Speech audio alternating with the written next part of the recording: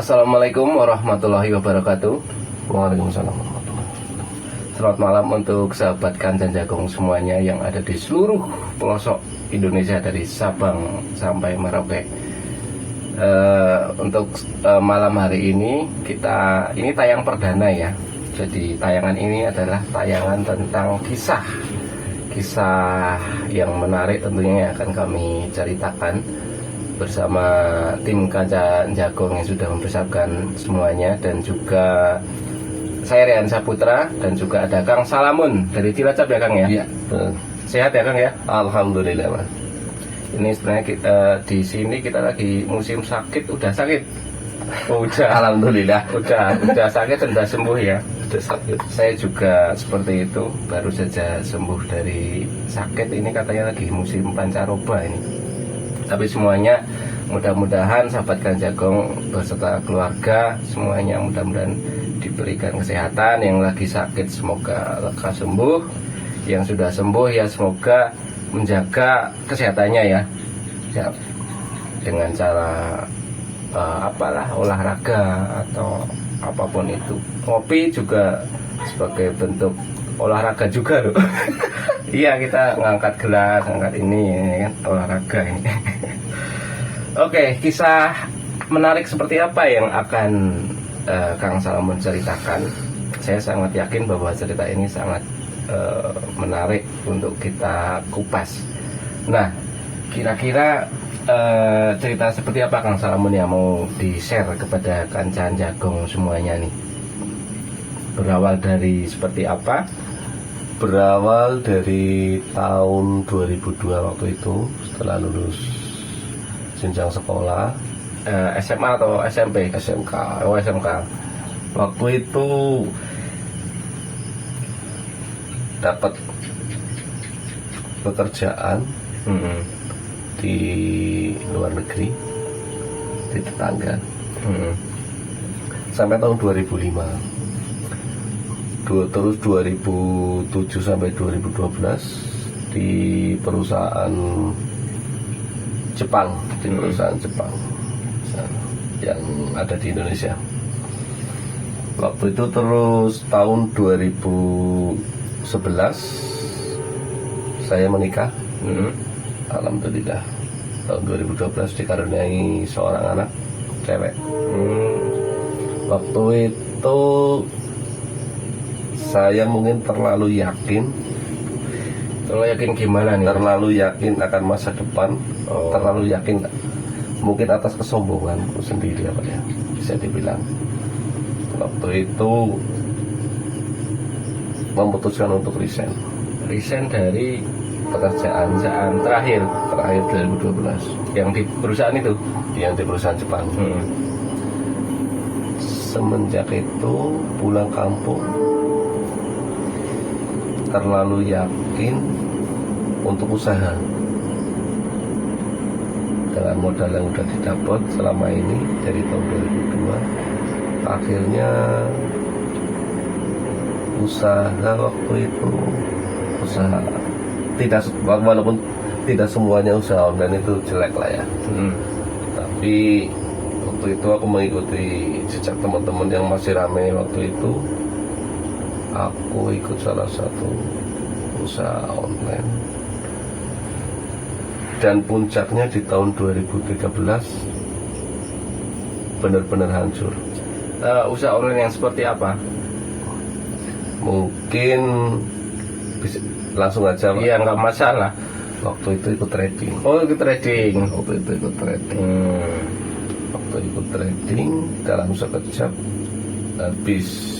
Mungkin karena egonya terlalu tinggi, terlalu yakin, terlalu sombong dan sebagainya. 2013 habis, bisa dikatakan minus. Jadi pengennya kalau trading itu memang taruhan besar gitu ya. Iya. Kalau kecil lah dapatnya kecil, kalau semakin besar dapat yang besar, tambah dibesarkan lagi gitu ya. Iya. Dengan harapan kaya nih, sireng nih, kaya, paling kaya sekecamatan nih, sekabupaten nih, Terus gimana nih mas? Setelah trading kan gagal ya, hancur ya. Hancur. Terus nggak punya apa-apa itu? Nggak punya Nggak apa-apa. punya apa-apa. Terus waktu itu yang ada ya cuma temen. Terus istri gimana mas? Istri Ndelalai, kalau istri saya pribadi selalu menguatkan, selalu mensupport. Oh beruntung mas. Beruntung, alhamdulillah. Maksudnya nggak terus gelut, terus langsung padu-padu, terus gimana itu enggak ya? Enggak, alhamdulillah enggak. Seorang istri benar-benar sekalipun dia di belakang layar, tapi tetap selalu support. Akhirnya yang ada waktu itu ya cuma teman, Temen ya. alhamdulillah. Temen pun juga nggak semuanya ya. Enggak semuanya. Karena kan yang ada, menjauhi ada. kadang-kadang ada peribahasa ada gua ada semut, pas lagi seneng teman-teman deketin tuh ya. Pas lagi susah mana nih itu kan. Tapi Kang Salmon ada ya temen yang pas lagi susah pun tetap ada yang Alhamdulillah. ini ya nemeni gitu ya. Waktu itu sama sekali bisa dibilang kalau secara materi itu minus, mas. Minus ya, ada sedikit apa namanya tanggungan. Itu maaf, kira-kira jenengan main trading itu habis berapa nominal kisaran loh mas? Mendekati 300.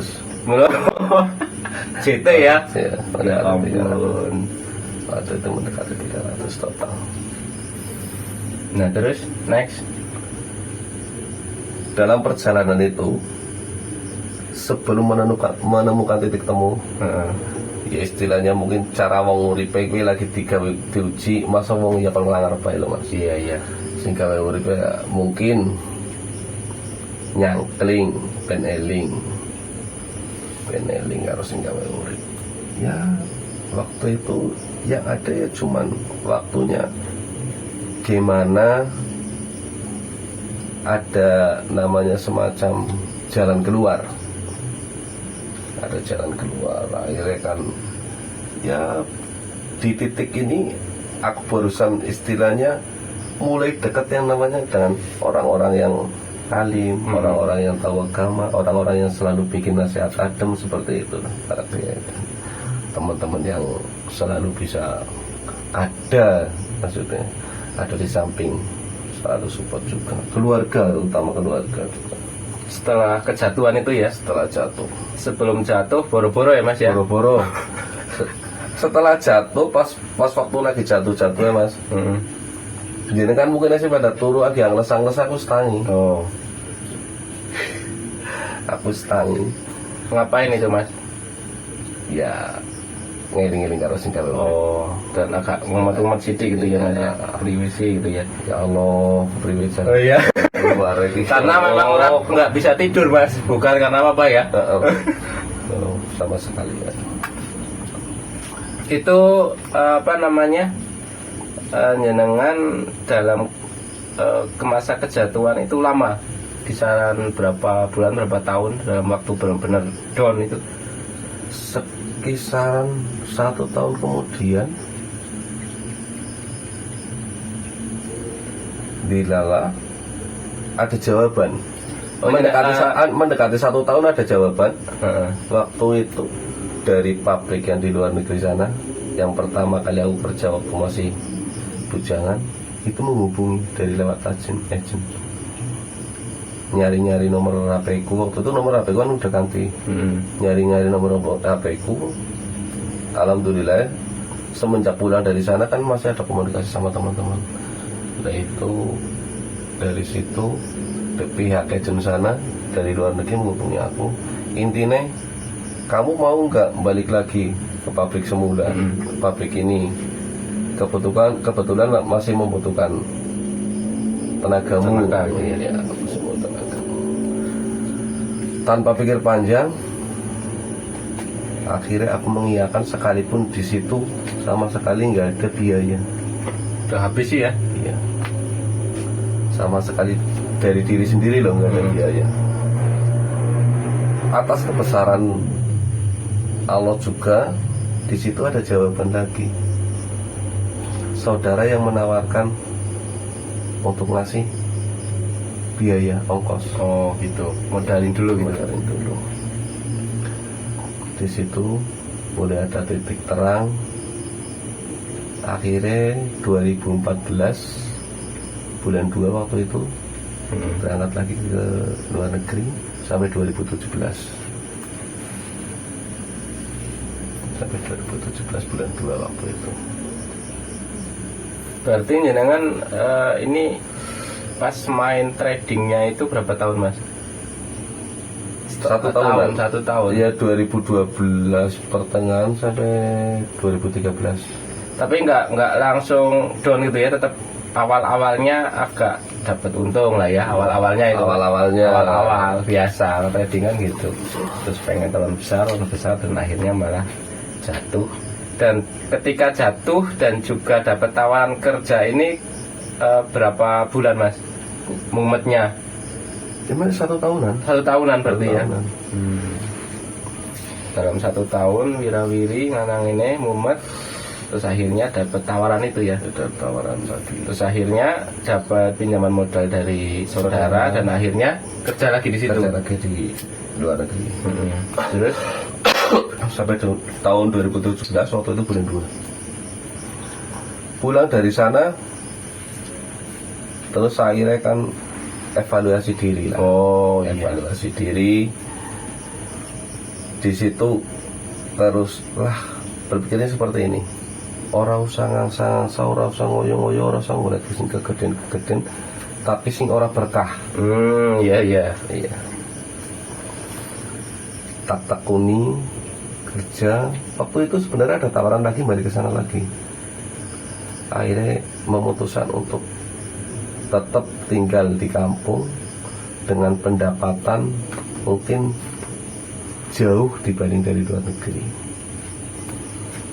Berarti setelah dapat tawaran kan kerja di sana berapa tahun? 3 tahun. 3 tahun terus memutuskan untuk pulang kampung dan kerja seadanya di rumah aja gitu ya. Seadanya di rumah. Enggak Si penting berkah. enggak trading-tradingan lagi udah ya. Udah itu masa lalu ya. Masa lalu. Terus akhirnya kerja apa mas? Waktu itu aku ikut pertamanya ikut proyekan di Cilacap. Terus alhamdulillah sekarang kerja di salah satu perusahaan cat ternama juga di. Berarti otomatis setelah kerja yang terakhir itu dapat modal lagi dong mas?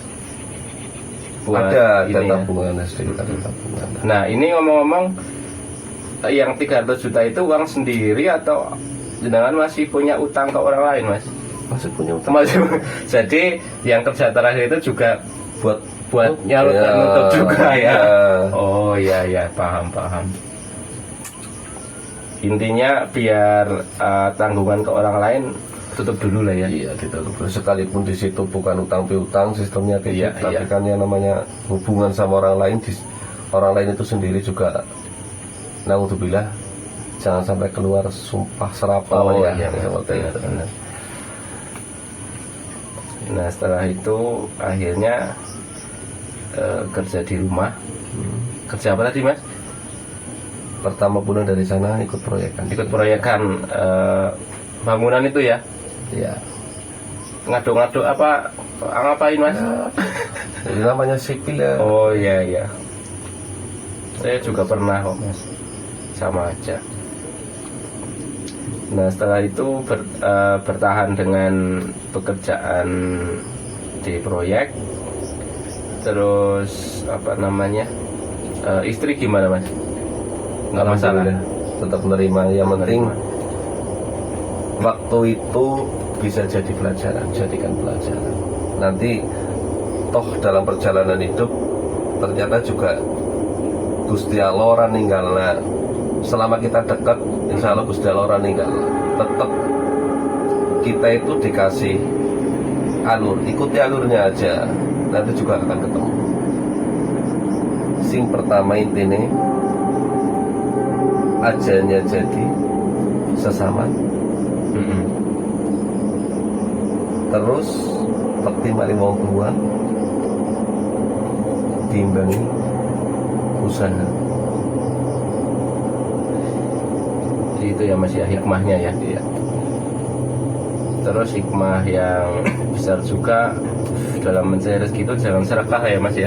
Iya, benar. Mendingan pendapatan yang ya yang penting cukup tapi berkah, terus tidak apa namanya macam-macam hal-hal yang memang ini hukumnya gimana sih, mending halal-halal aja lah ya. Jadi hikmahnya seperti itu saudara. Terus jadi intinya sekarang jadi lebih dekat dengan Gusti Allah ya Mas ya. Insya Allah. Seperti itu. Maksudnya dengan perjalanan yang seperti itu, kejatuhan seperti itu, kalau nggak ditolong kan mau gimana ya? Benar. Kalau dibiarkan saja. Nah waktu itu pas ikhtiarnya selama 1 tahun itu berarti jenengan termasuknya terus lebih giat ibadahnya ya Mas ya. Insya Allah seperti itu. Ya mudah-mudahan ini menjadi satu apa namanya hikmah, satu pelajaran yang berharga Mas buat kita semua ya, buat saya juga.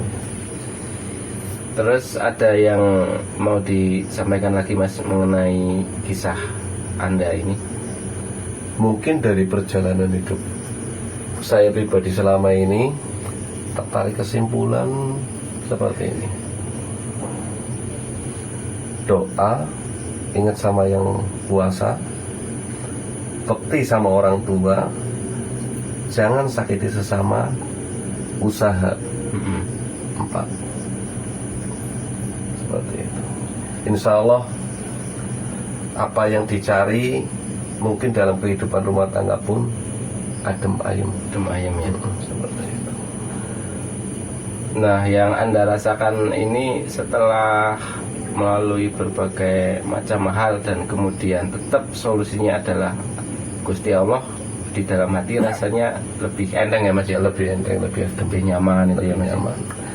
Istilah nang omah 24 jam, 28 jam, 30 jam pun orang nana menggoleti adem ayem kumpul karo keluarga sih kayak gitu. Nah itu dia.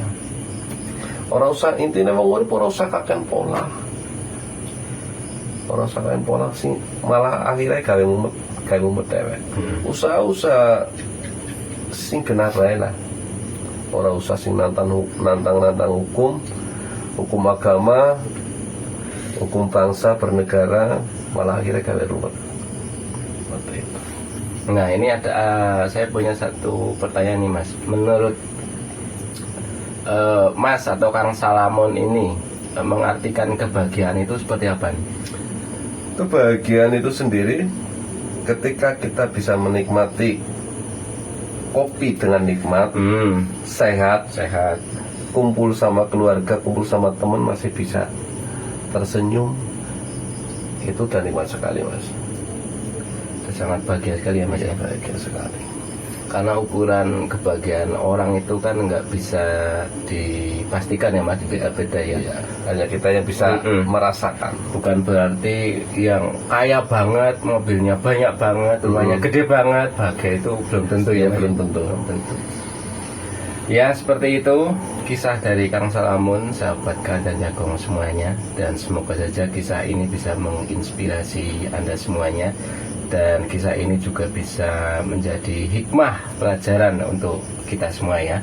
Insya Allah akan kita sambung lagi dengan narasumber berikutnya. Terima kasih Kang Salamon, sehat selalu. Sama Mas. Amin. Ya. Terima kasih kepada Jagong yang sudah menyimak kisah ini. Sehat selalu dan tetap semangat. Terima kasih. Wassalamualaikum warahmatullahi wabarakatuh.